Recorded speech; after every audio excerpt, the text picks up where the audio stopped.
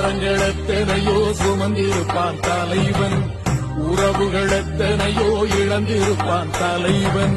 தடைகளை வென்று போகத்தானே எங்கள் தலைமுறை மகிழ்ந்து வாழத்தானே. அவன் கடமையை பார்த்தான் அடையமக்குள்ளே பணிவு, அவன் கட்டளை கேட்டான் அடையமக்குள்ளே துணிவு. அவன் கொட்டும் போரிசை பற்றி துலங்கிடும் சக்தி பெறும் மடக்காலம், அவன் சுட்டும் விரல் திசை முட்டி முழங்கிடும் வெற்றி பெறும் மட ஈழம்.